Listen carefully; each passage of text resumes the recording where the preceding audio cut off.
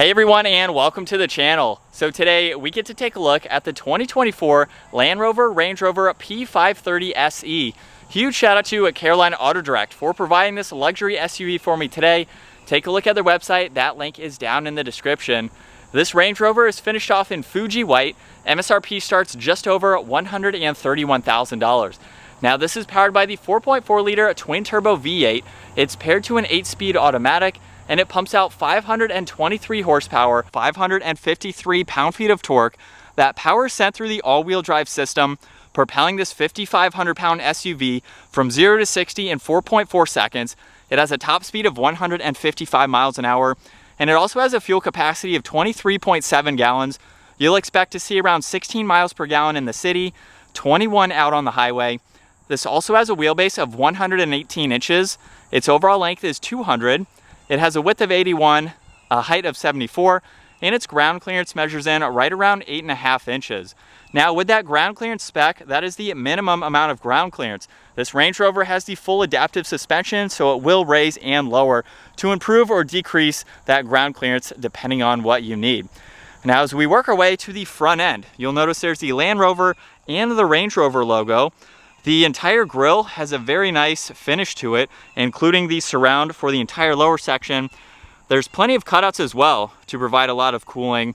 And then this is also equipped with LED headlights, DRLs, and turn signals, as well as LED fog lights in the entire lower section.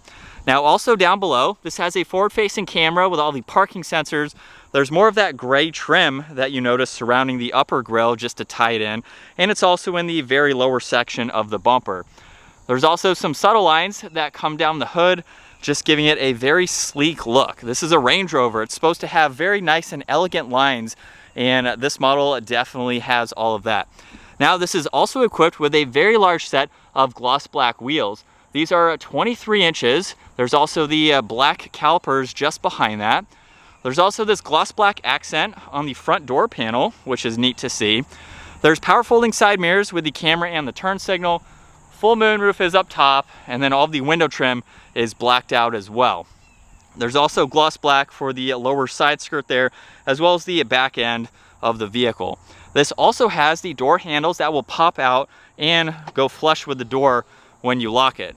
So that way it just gives it a very nice sleek look, adding to that elegant style. Now in back, I think this is my favorite part of the vehicle, where it just meets right at that LED taillight with the gloss black and just curving right around the back. I think that's a great design. Now there's the body colored spoiler with the third brake light, and the wiper blade is tucked up underneath to give it, again, that elegant look with that back glass. Now there's the backup camera, all the parking sensors. This can also tow right around 8,200 pounds when properly equipped.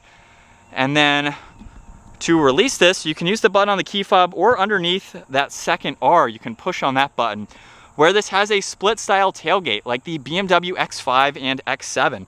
So you can push on this second one for that to lower. Now you have a tailgate if you choose to sit on it. You also have an extension there when you're loading in items. That way you don't hit the bumper there. And along with that, you can actually lower the back. So just push on this button here, and hopefully you heard that. You do have to hold on it, but it's going to lower the entire rear end. That way it makes it easy to bring in items. You also have the adjustments over here to bring it back up and to fold down the back seat. So when you push on those, they will fold flat to give you a lot more interior cargo if you need it. And for this model, there's also the cover that's currently installed. There's cargo lights, as well as a storage net and a 12-volt. And then this even gets a full-size spare underneath the floor. You might be able to fit some other items down there if you need to.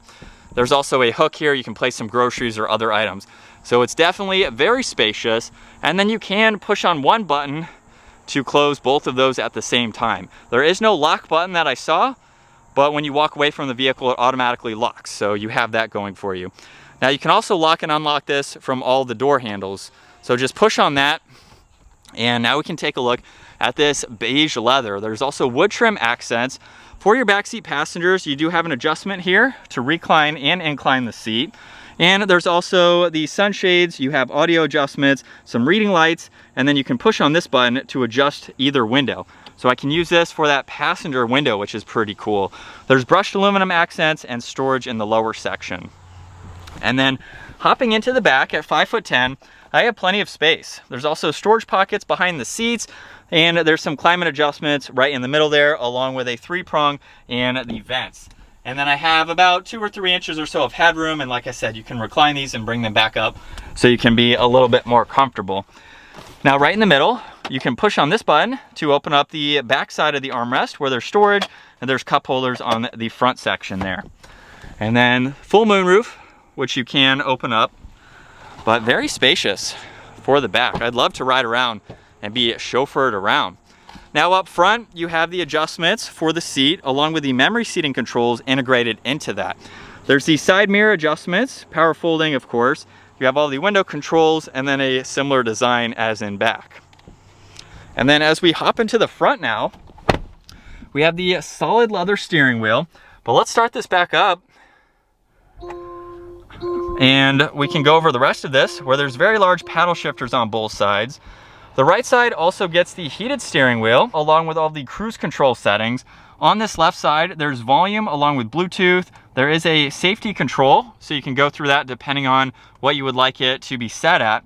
And then you'll notice with all of these, currently there's Bluetooth, a favorites, and tuning. Simply push the circle in the middle. Now we have all of these arrows. That will allow you to go through the digital gauge cluster. So there's info panel, so you can click on that and now scroll through all this information just to monitor all of that. You can also go back to your display layout. So this is the current configuration.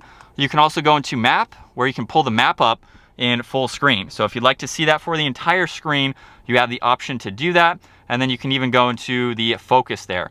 But if I go back into the dial, we can go down into your trip selection, and you even have vehicle settings that you can monitor. So a good bit of information that you can scroll through as needed. Now on this left side, there's more wood trim. There's the trunk release, more leather along with that trim accent there. Leather covers the entire dash. And then for the infotainment system, it's very large, pretty easy to go through. You have quite a lot that you can get into as well. There's Android Auto, Apple CarPlay, you have your climates and seats. There's also Dynamic Eye. So you can go into all of these settings. You even have a stopwatch, lap timers, G-force meter. Pretty neat to see all of that. On the home screen, you can also go through all of these widgets here, including the wade sensing. So if you'd like to take this off-road, you can monitor that. There's a shortcut on this left side into your music. You can get into your navigation. There's also modes here, so you can determine the driving mode that you would like to enter. You have your climate, so you can quickly get into all of those, along with some other recircs. And then you have volume and your passenger adjustments on that right side. Now there's more wood trim underneath that. There's wireless charging with an auxiliary down below. Engine start stop button. If we push this into the forwards position, that is for reverse, where you have a lot of different camera angles that you can get into. So just depending on the view that you would like to see, you have quite a lot. There's even the off-road modes too that you can monitor. There's drive and sport mode, and then park is located to the right side. Now there's also 2 cup holders as well as hidden storage underneath those. So you can hide some items away if you would like. And then a little bit of storage in the armrest there, as well as having 2 glove boxes. Now in order to get into the glove boxes, you have 2 different arrows up top. So the one pointing up is for this upper glove box, and then the one pointing downwards is for the traditional glove box down below. Now up top, there's the rear view mirror with garage door buttons, and then the adjustments for the sunshade and the sunroof. The driver's seats also get adjustable armrests, which is pretty neat. And then here's a look at visibility. It's very open with large windows in all directions, so you really don't have any blind spots. As we set off now behind the wheel for this Range Rover P530, I was actually just behind the wheel of the Range Rover Sport, so it had the inline 6, a little bit less power than what we have for this model here. So let's put it into sport mode. We'll give it an acceleration. Ooh. Yeah, that has a big difference than the other model. So it's nice that just depending on the engine that you want, you do have 2 different engine options. I felt like the Sport was lacking power because it needed the V8, which is in this model here. This is very, very nice to drive. So the Sport was nearly identical to this as far as all the options go, even with the adaptive suspension, which you could feel it a little bit when I gave it an acceleration. But this is going to provide you with an extremely comfortable ride. Having that adaptive suspension just adds to that ride quality. You're getting a Range Rover, so you want something that's going to be comfortable while driving. It's going to be quiet while traffic is passing you, and it's just going to give you that luxury vibe. And it can also give you power if you choose to get the larger engine here. But this is nice to drive. Even around some turns, you can feel it floating a little bit. So if we go in and go into a dynamic mode, it should tighten that suspension a little bit more. So as we take this turn now to the right, it doesn't feel as floaty. So obviously that's what you were looking for when you have the different driving modes here.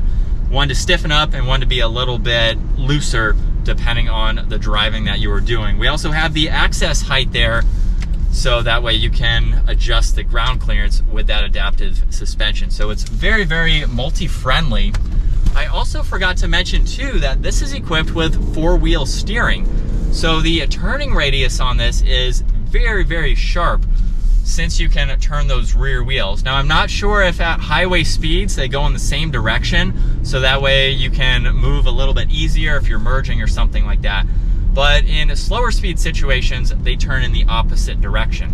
So that way, as we make a 3-point turn here, or we make this U-ey, it kicks that back end to the right, and it's like you're on ice skates. It's an interesting feeling, but with how long this vehicle is, it did that like a smaller vehicle. So you get a smaller vehicle footprint in the size of this, which makes it great for maneuvering, parking lot situations, and things like that. And we're still in dynamic mode, second gear. Here we go.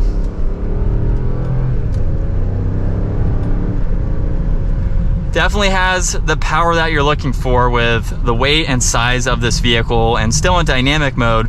Paddles are super responsive. So it's nice to see that we have the different driving modes. Just depending on what you're doing for the day, they will change, of course, for the terrain that you were going on. But this is what it's like to be behind the wheel now for this Range Rover. Everything just has a great, elegant design, even on the interior. With the screen design, how the dash looks, it's a very short dash as well. We even have the armrest here too, so that way you can get a little bit more comfortable.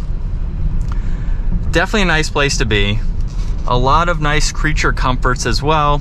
Super quiet, like I've already mentioned. And we also have a lot of standard safety features too. So you can go through some of these as needed, just depending again on what you want to have set up for. So if you're looking for that next level, that luxury, extra luxury, or ultra luxury vibe, Range Rover is definitely going to have that appeal.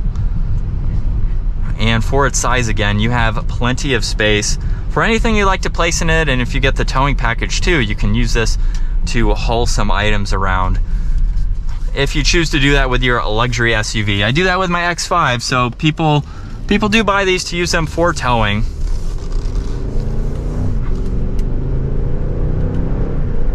It's also very smooth in the downshifts as well, and it's not all that loud. You know, being a Range Rover, I would personally want it to be louder, but this is a vehicle that you can hear slightly even with that V8, but it's not crazy loud for the quiet drive that you want from a vehicle like this. And that is going to wrap it up for the 2024 Land Rover Range Rover P530. Once again, a huge shout out to Carolina Auto Direct for providing this vehicle for me today. Take a look at their website, give this video a huge thumbs up if you enjoyed it, and consider smashing that subscribe button so you don't miss out on our daily uploads. I will see you all in the next video.